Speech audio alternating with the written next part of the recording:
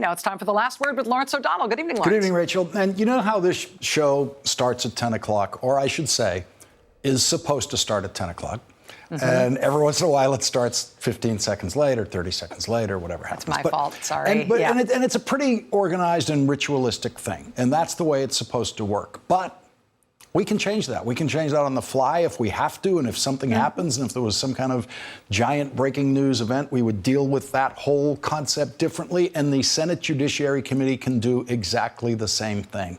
And that is what they did with Anita Hill when the confirmation hearing was over. Clarence Thomas's hearing was over, and it was reopened because of this dramatic new information. And Orrin Hatch is pretending tonight that there's some kind of schedule, there's some kind of thing that prevents them from reopening any of this on the Senate Judiciary Committee, and that is simply not true. There's no time limit. They could take the rest of the year if they wanted to, but you're going to hear a lot of that about, it's over and time's up, and time is never up on the confirmation process. And, with Professor Anita Hill personally weighing in on this today, saying that she has personally experienced what happens when these things get weaponized against the accuser, and there ought to be a way for people to approach the Senate when they have personal information that is relevant to an important nominee. That still has not been fixed since her time there. It's an incredibly important point that you're making. One precedent that was set by her allegations against Clarence Thomas, which, again, she never expected to become public either. She never expected to have her name associated with those allegations, but she made them. It reopened the confirmation process, and it played out the way it did. That is the closest thing we've got to a precedent here. I don't know what Republicans are going to try to do, but I think they're going to be a little bit towed along on this story by the fact that this story is going to continue to develop over the next few days. It may be all up to Susan Collins what they do next. What might she demand from her own party or Lisa Murkowski? But Rachel, we're going to begin tonight with the Paul Manafort plea agreement, and it's the agreement part, the agreement of what Paul Manafort will deliver for his plea that has to have everybody named Trump, especially if the first name is Donald, whether it's senior or junior, very worried tonight. It's breathtaking, honestly. I mean, Lawrence, I'm in Los Angeles tonight on a Friday night, which is weird. I'm in California because I have the day off today because I'm supposed to be spending the weekend with my family out here. I know that. I am not taking the night off. I am on TV from California because of that breathtaking cooperation agreement for Manafort. I totally believed it was possible he was going to plead guilty. I totally believed they'd come up with maybe some limited cooperation deal. Maybe that was a possibility. Never in a million years would I have told you that he would have a full Monty cooperation agreement. It is breathtaking. It has got to be a terrifying day for the president and his family.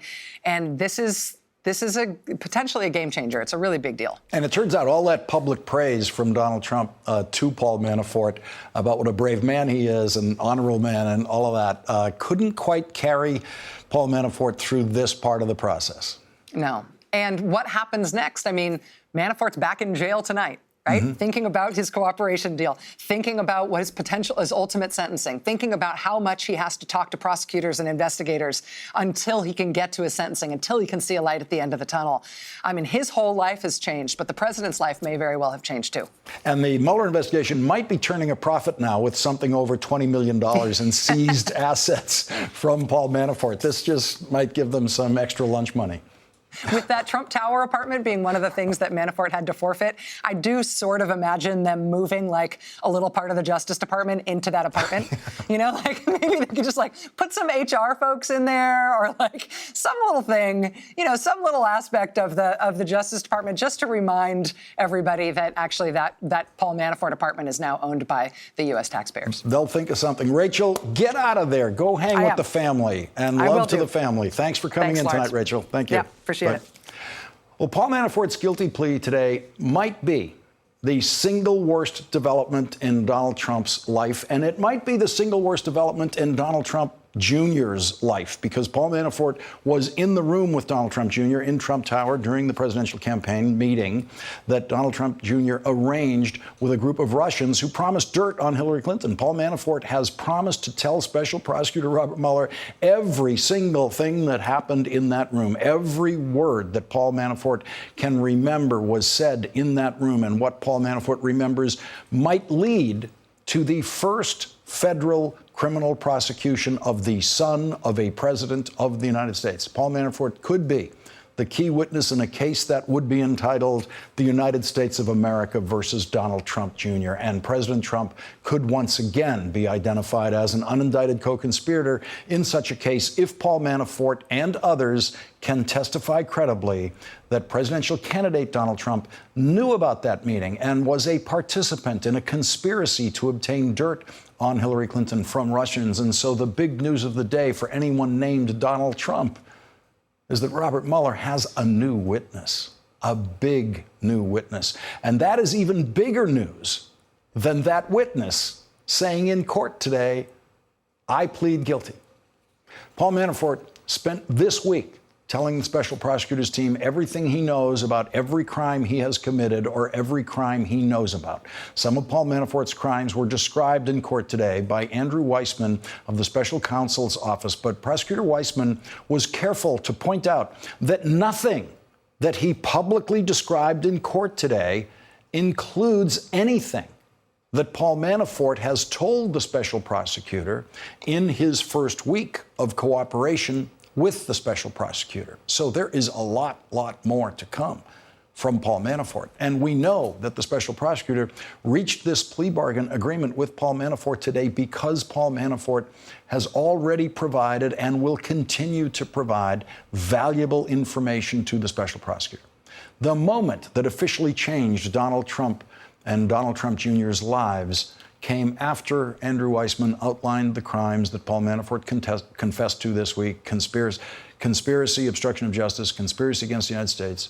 Judge Amy Berman Jackson said to Paul Manafort, so are you prepared to tell me now whether you wish to plead guilty or whether you wish to go to trial? And Paul Manafort said, I am.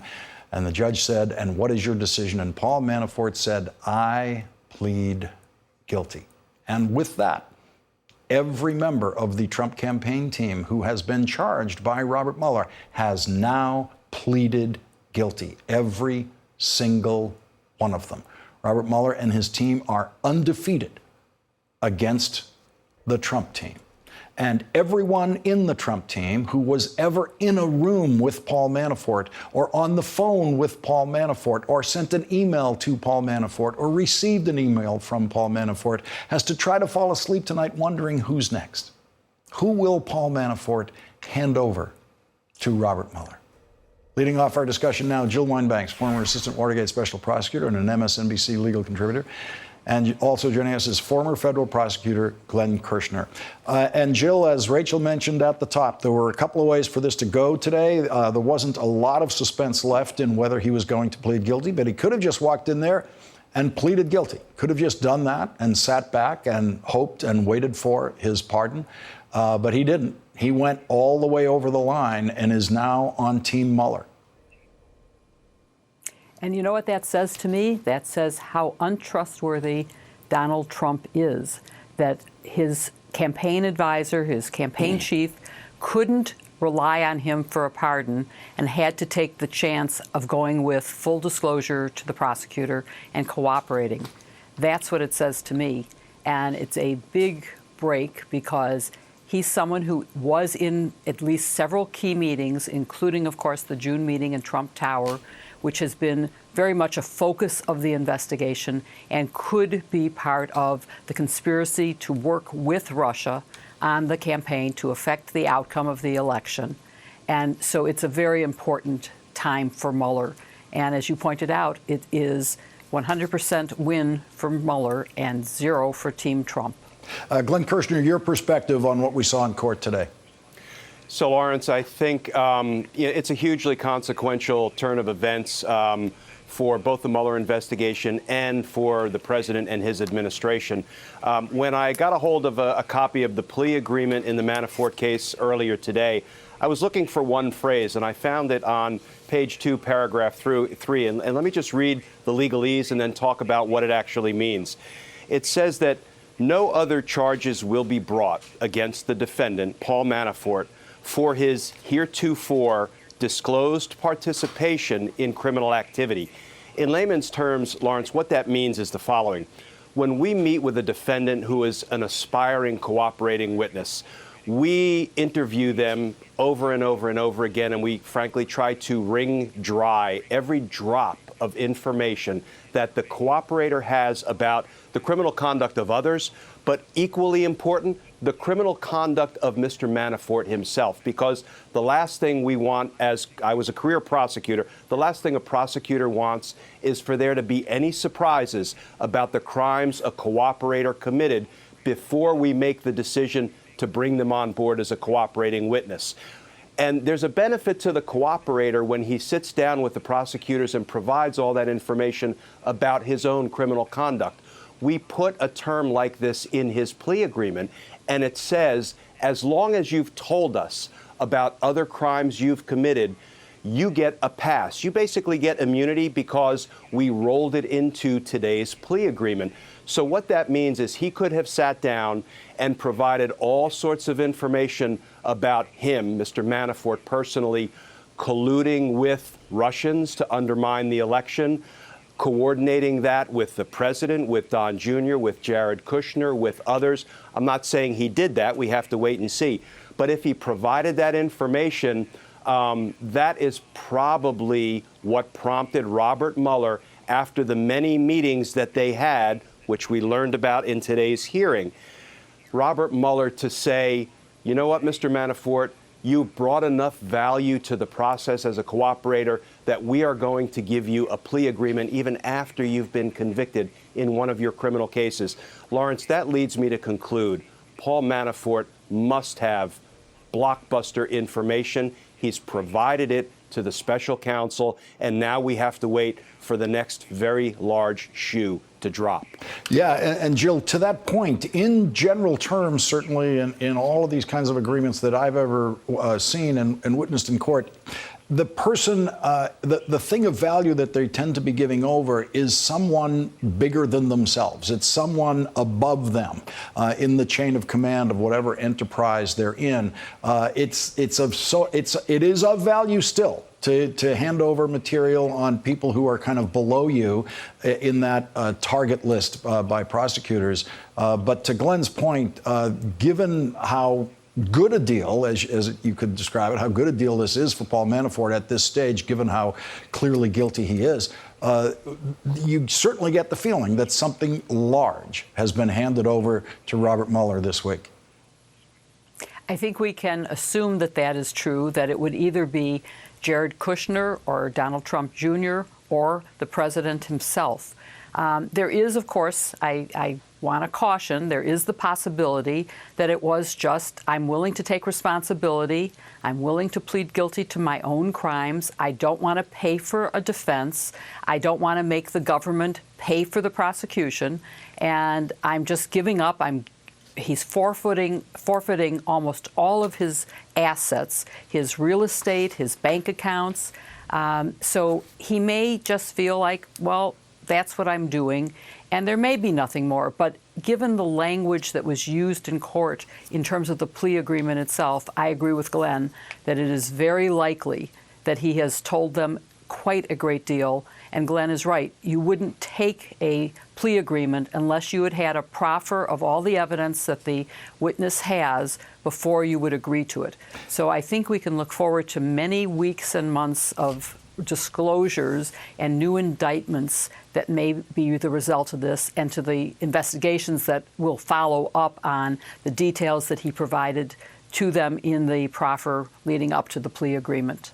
Let's listen to some of the spin that Rudy Giuliani offered on Fox News tonight, and then we will analyze what he had to say after we listen to this. The plea is to crimes that have to do with Manafort's past. No involvement with President Trump, no involvement with the campaign, no involvement with Russia. And by the way, there's also no evidence of obstruction. There have been 4 guilty pleas now, and they're completely irrelevant. Glenn, your reaction to that? You know, Lawrence, I've heard this over and over again from either the president himself or Sarah Huckabee Sanders or Mr. Giuliani. They keep complaining and protesting with each guilty plea that's obtained, with each conviction that's obtained. They complain that that conviction, that guilty plea doesn't prove Russian collusion. And, you know, I can envision the 3 of them sitting in a movie theater, and every time they watch another trailer, a preview of coming attractions, they sit there and they complain that this is not the movie. This is not the movie. We all know this is not the movie. We all know these cases that have been brought thus far by Mr. Mueller are not the Russian collusion cases. But guess what? The movie's coming, and the movie will be when Mr. Mueller makes that decision whether to issue a report that ultimately will be released to Congress about his findings, or drop a great big conspiracy indictment on everybody who may have participated in a conspiracy with Russia to undermine our presidential elections and obstructed by perhaps covering it up.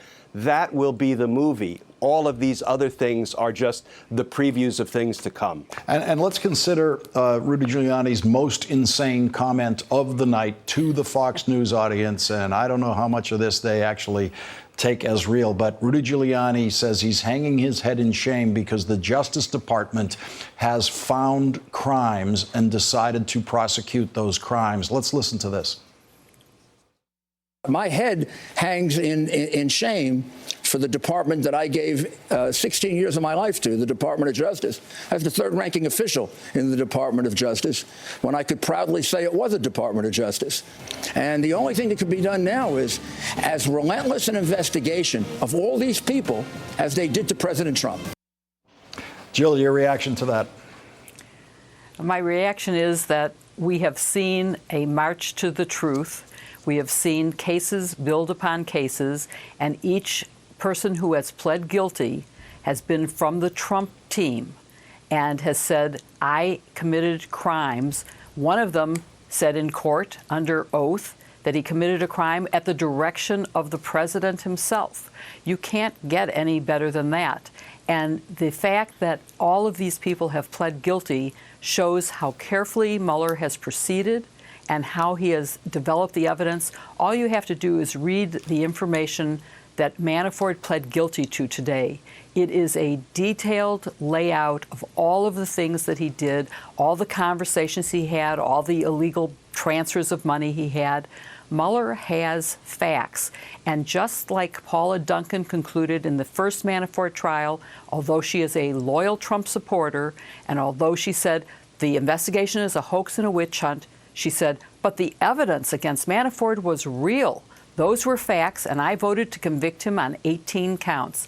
And I'm hoping that the American people will start to see the facts once Mueller either issues an indictment that names higher-ups or issues a report that names them and spells out in detail what they have done wrong. That's when people will start to see the truth and will turn their opinion and vote in the way that they should against the Trump team who has committed these crimes. And Rudy Giuliani and the Trump team always seem to forget that Michael Flynn actually pleaded guilty to committing crimes in the White House while in the Trump administration. Jill Wine-Banks, Glenn Kirshner, thank you both for starting off our discussion tonight. And when we come back, Paul Manafort is the latest Trump team member to plead guilty. But the first one who was in that Trump Tower meeting, the first one to plead guilty who was in the Trump Tower meeting. What happens now to Donald Trump Jr., Jared Kushner, and everyone else who was in that meeting? That's coming up.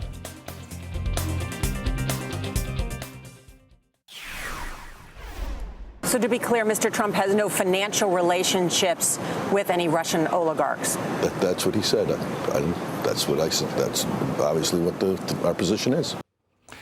Paul Manafort is now giving a much clearer answer to that question to Special Prosecutor Robert Mueller and his staff. Paul Manafort is the first person who attended the Trump Tower meeting with Russians who has decided to cooperate with the special prosecutor. Joining our discussion now, David Corn, Washington Bureau Chief for Mother Jones, and the co-author of the book Russian Roulette, and an MSNBC contributor, and Craig Unger, journalist and author of the book House of Trump, House of Putin.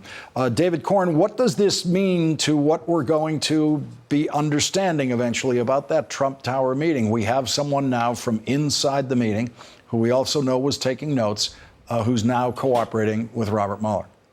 Well, there's a difference between what we will understand and what Bob Mueller will understand. Bob Mueller, in theory, will understand everything, what led up to the meeting, what happened in the meeting, and what Paul Manafort knows of any follow-up.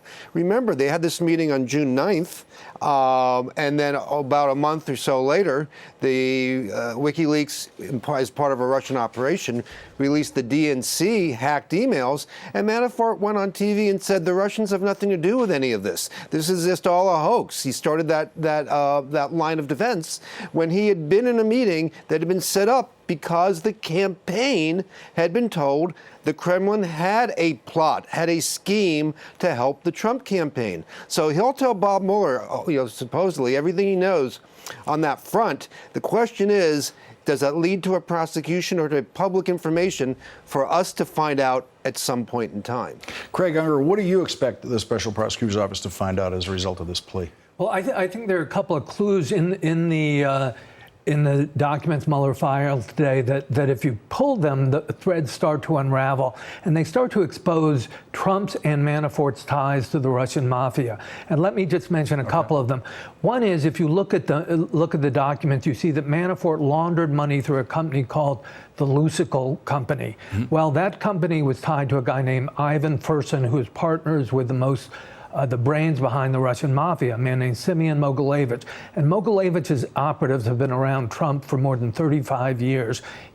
Trump started laundering money for the Russian mafia through Trump properties as early as 1984. The FBI chased Mogilevich's operatives all over Brooklyn, found out that they actually lived in Trump Tower. And there have been Russian mafia operations based in Trump Tower for many of these years. There's also a guy who's not mentioned by name, but by his position. And if you'll excuse my Ukrainian, his real name is Sergei Lavochkin, and he was chief of staff to President Yanukovych, who Manafort was working for. He, too, is part of Mogilevich's circle. And if you look at what they're really doing, it gets to the root of what I think this whole scandal is really about. It's that Russia is a kleptocracy with Putin at the very top. They are stealing Russia's natural resources and profiting enormously from the Ukraine energy trade. And they brought in Manafort to back them up politically in Ukraine, and that's where the money comes from. And David Corn, this kind of Craig's answer to that pretty simple question is really extraordinary, and it shows you the kind of depth that's possible. I mean, that's the tip of the iceberg of what Craig knows. Robert Mueller must be sitting on an even bigger iceberg at this point. Well, I hate the iceberg cliche, but I've used it for the Mueller probe because time and time again, we've learned when he makes public filings that he's looking at things or have discovered things that we didn't even know existed. And to me, a big question here is in this investigation is whether Mueller is digging deep into some of these financial issues. Trump's finances are very opaque, not just about any interactions with Russia, but just in general. Big loans from Deutsche Bank, we don't fully understand the origin or why they exist. And so, that's the type of thing that that Mueller has a team assembled who specialize in white-collar crime, money laundering, they could really dig into, and that Manafort might have some insight into. But we're still waiting to see. We don't have a lot of public signs yet, whether that is that one big part of the probe or not. But if it is, this could go on for a long time and go much deeper than just Russia collusion. And Craig, what is your view of what kind of exposure Donald Trump personally has on the Russian money laundering you describe. Is it possible that he didn't know who was buying these apartments and what money they were using to buy these apartments? Well, it's absolutely possible, or rather, it's very difficult to prove what he does know, and I certainly can't get inside his mind. But there is, I'm not a lawyer, but there is a legal concept known as willful ignorance or willful blindness. And when you look at the scale of the money laundering, BuzzFeed reported that there were 1,300 condos, Trump-branded condos, that were sold under conditions that appear to be money laundering. And I think a good prosecutor could make a case that that's not random or coincidental, that this was a pattern and it was deliberate and done with knowledge. David Corn, Craig Unger, thank you both for joining our discussion tonight. And coming up, The New Yorker is reporting more details about the woman who claims that Supreme Court nominee Brett Kavanaugh sexually assaulted her when they were both in high school. New York Times has more details on it. But Republicans seem to think there is nothing to talk about here. That's coming up.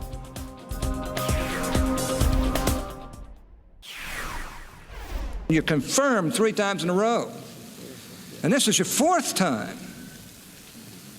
And you should be confirmed here. Never once were you attacked like this by anybody. And I know you. And the people who know you the best, and that involves hundreds of people, think the world of you.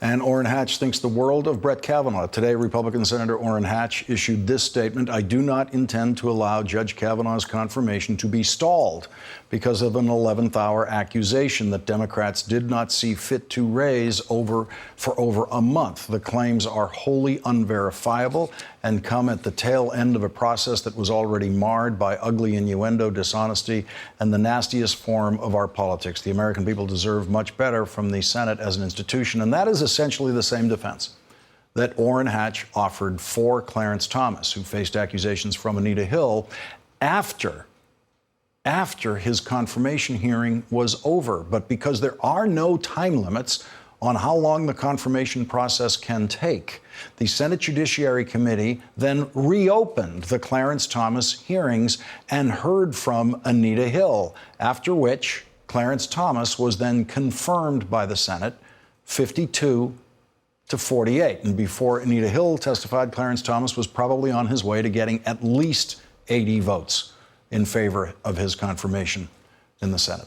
The Senate Judiciary Committee has the same option now as it did for Clarence Thomas. The committee can slow down the process and reopen the confirmation hearing if Judge Kavanaugh's accuser changes her mind and is willing to reveal herself publicly and testify about what she said in a confidential letter to a member of Congress about what Brett Kavanaugh did to her when they were both in high school. The New York Times and The New Yorker revealed more of the details about that letter today. Writing in The New Yorker, Ronan Farrow and Jane Mayer report, in the letter, the woman alleged that during an encounter at a party, Kavanaugh held her down and that he attempted to force himself on her.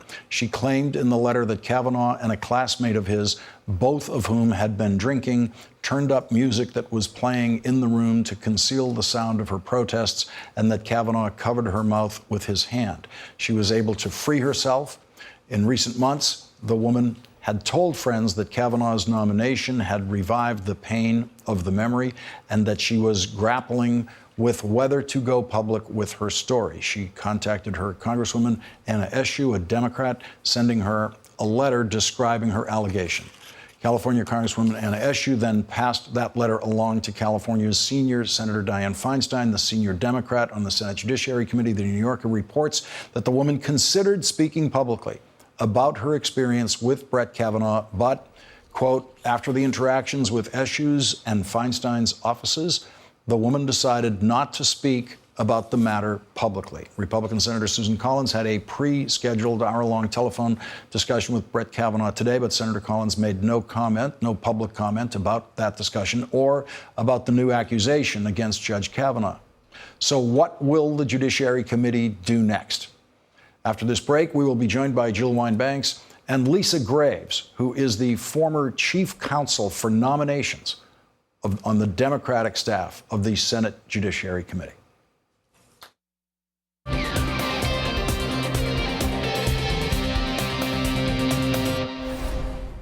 Kavanaugh clamped a hand over her mouth and held her down and attempted to force himself on her. She did escape, but she said in her communications and her letter to these individuals on the Hill that this was a traumatic incident, so much so that she had to seek psychological treatment for it. Joining our discussion now, Lisa Graves, former chief counsel for nominations for the Democratic side of the Senate Judiciary Committee. She was a deputy assistant attorney general in the Department of Justice, and Jill Wine-Banks is back with us. And Lisa, no one knows more about this process than you do. What happens next in the Senate Judiciary Committee? Well, there's nothing stopping Senator Grassley from reopening the hearings, from having additional hearings, or providing more time. As you point out, there's no rule that requires this process to go so fast. And in fact, I know that with all these claims that this is an 11th hour allegation, the fact is that Brett Kavanaugh was nominated only on July 10th. It was less than 60 days before his hearings began, and they've been quite rushed, given the many controversies in his background. And so the Senate could have a closed session with the Senate Judiciary Committee to consider this further. There could be time for this victim to come forward or other victims to come forward. And there should be actually more time for the entire nation to learn more about Brett Kavanaugh. Certainly, we know that numerous documents that the Senate Democrats have requested have not been provided, and the documents thus far show that he's been untruthful, even though he testified under oath about several matters to the Senate over the course of 2004, 2006, and now. And so I think there's more than enough reason to slow down and, in fact, stop this process from moving forward. And Jill, it is so extraordinary. I mean, Lisa points out that you can find things in Brett Kavanaugh's testimony that are simply not true. Some people are calling them lies. I'm not sure what else you call them. But when you have a nominee whose credibility has already been very successfully challenged as a truth teller in that hearing, and today he issues a statement denying these accusations, he's issuing that statement after a confirmation hearing has significantly weakened his credibility. Yes, I agree with everything Lisa said and with what you said, and I appreciate your saying that there is no rule that forces this to go forward. We need to have a full investigation. We need to hold off a vote in the Senate until there is time for a full exploration of this. If he is innocent, we need to see that. If he's guilty, we need to see that. And the fact about the memos that were stolen from the Democrats that he says, oh, I didn't know, that doesn't ring true to me. So there are a lot of issues besides this one that have been sort of shuffled under the rug and that need to be explored.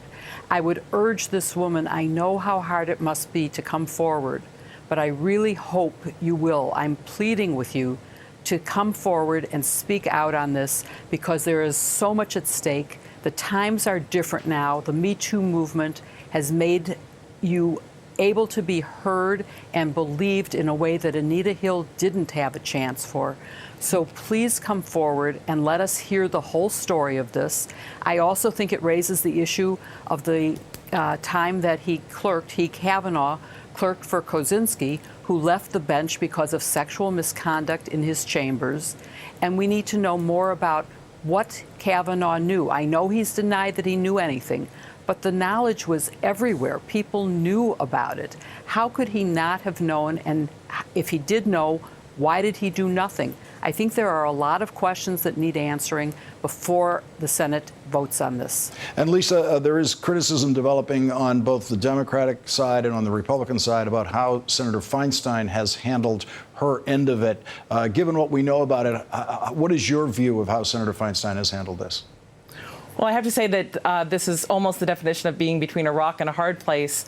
You have a victim who has come forward, who has asked for information not to be shared, and of course it's necessary to honor her request for confidentiality, and yet you have this very significant allegation that bears on the ability of this man, the appropriateness of this man to be appointed to the United States Supreme Court. And we know through history with Anita Hill that we have someone who is on the Supreme Court in which which there were credible allegations of his sexual misconduct, of sexual harassment. And I think that Anita Hill has certainly been vindicated over the course of time, and yet we still have Justice Thomas on the court. And so these are very serious matters, which is exactly why, as Jill said, there's no need to rush forward. We need to get to the bottom of this. And the other matters, quite frankly, it was a digital Watergate, what happened in the Senate, with the Senate's own files being taken and stolen and then given, in many instances, to Brett Kavanaugh. And I do believe that he lied about what he knew and when he knew it.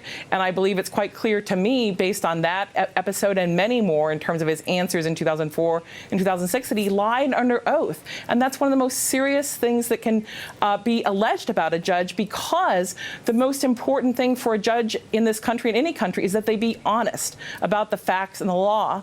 And we have a man here who I think has demonstrated over and over again that he's not honest about the facts and the law.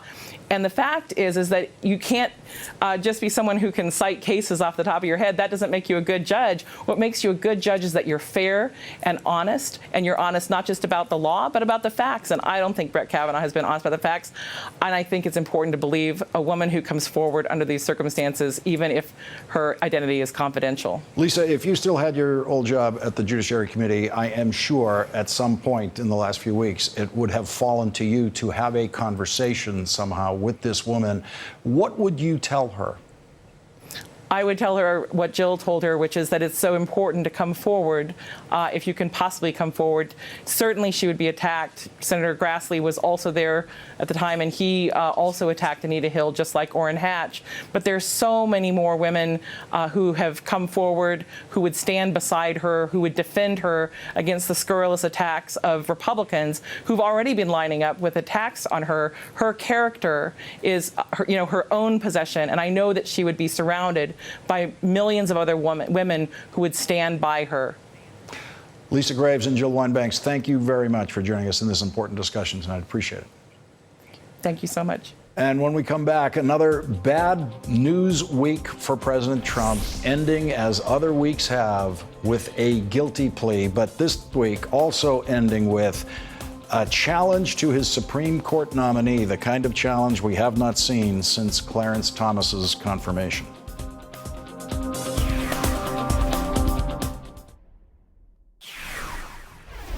Things were looking bad enough for the Republicans with just 53 days left until the midterm congressional elections. But now President Trump's campaign chairman has pleaded guilty and become a cooperating witness with the special prosecutor. And the president's nominee for the Supreme Court faces a new accusation of sexual assault when he was a teenager. Joining our discussion now, Evan Siegfried, Republican strategist and the author of GOP GPS, How to Find Millennials and Urban Voters. The Republican Party Needs to Survive. And David Corn is back with us. And Evan, from the Republican perspective, the polling is about as bad as it gets. 538's generic congressional ballot average Democrats 48.9%, Republicans 39.8%. They say that's the highest, that's the best number the Democrats have had since Trump has been in office. Yes, it is. And we've been having terrible weeks as Republicans, and part of it is due to the president, and part of it is due to us not standing up to him as a Republican body in the legislature and being an accurate check. But I've been actually going through the data of voter registrations throughout the country, comparing them to 2014 and 2010. And I'm seeing a great deal of enthusiasm among voters. In Colorado itself, new voter registrations at this time are up 333% over what they were in 2014. How is that going by party? That is going where more people are registering as Democrats, and more people who are likely Democratic voters, such as younger voters and women, are registering, outpacing men, and it's becoming a big problem. In Colorado, the Republican Party has lost registered voters, and the Democrats have gained 23,000. And then you're seeing it in Iowa, you're seeing it in Minnesota, you're seeing it in Pennsylvania. These are all states that require this. And I think that people are not really realizing that in addition to these suburban white women who are going to be voting against Republicans and have already in special elections in 2017, younger voters, especially millennials, are going to turn out. And David Corn, it seems like the Brett Kavanaugh story certainly is going to still be with us next week and after that, because next week is just at the moment is the scheduled vote in the Judiciary Committee. That there's still time after that before the vote on the Senate floor. And so we don't know what damage is going to be done to Brett Kavanaugh or to the Republicans in the next week with that story. I mean, look at it this way, Lawrence. If you're not part of the basic base for Trump. What appeals to you these days from Trump or the Republican Party? It's either chaos, unhinged tweets, or, you got the Brett Kavanaugh story, which may or may not explode on the basis of these allegations. But that in and of itself only appeals to his evangelical base. If you're in the middle, if you had any doubts, and a lot of voters voted for Trump in 2016 with I'm going to roll the dice a little bit. I don't like Hillary.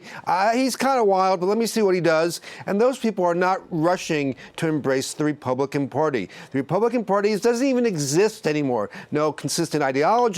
No consistent agenda except tax cuts for the rich. It's really the Trump Party. Evan, you are saddled with this. I know you don't want to. I know you don't want to be, but this election is going to be a referendum, and the only thing the Republicans have going for them, two things. One is gerrymandered districts and voter suppression tactics. Other than that, the wind and everything else is going against the GOP. And Evan, the only known political strategy, if we can call it that, for a party when there are problematic investigations going against them on their side is to simply stay absolutely silent about the investigations and talk about other things. Donald Trump can't stay silent about this investigation of him, his administration, his campaign. And so the Republicans out there who are trying to campaign and trying to avoid that subject get hit with it every day by Donald Trump. They do, but they haven't seen the tweets, as the excuse goes. Yeah. But I think that I think that Republicans, we are trying to talk about other things, such as immigration, as well as fire up the base by saying we need you to turn out because we'll be the check on the impeachment when Democrats take the House and go unhinged. But I think that other things, I think a lot of the public has tuned out the investigation because it's very intricate. And at the same time, they're looking at the economy, which Republicans are trying to boast off of. But they're not feeling the economy. There's a disconnect between how great the economy is and how people are doing. When you ask the question in polling, are you better off than you were a year ago or 2 years ago? Most people say they're either the same or worse off. It's only in the high teens that they say they're better off if they're not a Republican and member of my party's base. But it's also with the tax cuts you're seeing this. We don't really have much to hang our hats on other than Neil Gorsuch. And with the Brett Kavanaugh hearing, I'm not going out all that much and saying that there's credibility to these sexual harassment allegations. I need the woman to come forward. We saw it happen with Roy Moore. We were able to judge his accuser's credibility. And until I hear that, and until I see that Dianne Feinstein unredacts the name and actually shares this with everyone, I'm skeptical, but I want to know more. Well, it isn't up to Senator Feinstein to redact the name. She's under a pledge to the woman to not do that. But David, as Evan points out, I mean, there just isn't a version of anything that's working for the Democrats, including this rushed confirmation process. You mean Republicans? For the Republicans, including this rushed confirmation process for a Supreme Court justice.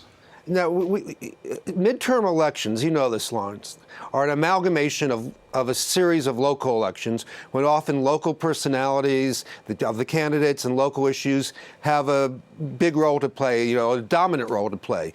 But they also occur within overarching narratives that either, go with the wind or go against the wind. And right now, the Republicans have no narrative other than what's up with Trump.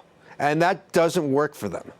Evan Siegfried and David Corn, thank you both for joining us tonight. Tonight's Last Word is next.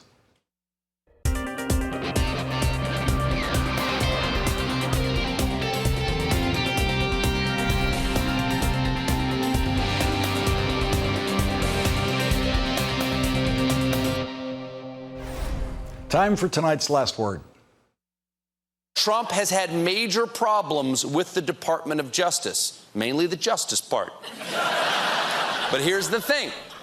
They don't think anyone can get confirmed if Sessions needs to be replaced. And on top of that, no one in the GOP wants the job. When asked about it, Senator John Cornyn said, "We already have an attorney general. I love my job." Lindsey Graham responded, "No, I like being a senator. There are plenty of more qualified people than me, bunches of them, thousands." And Rand Paul replied, "Was ist das, Attorney General? I am Hans, a humble German tourist with no opinions." I like that Hans guy. Stephen Colbert gets tonight's Last Word. Scams, sex, even murder. committed for money. I'm Stacy Keach, the voice of CNBC's crime series American Greed. Subscribe to the American Greed podcast. Shocking cases, all true. Some people will do anything for money.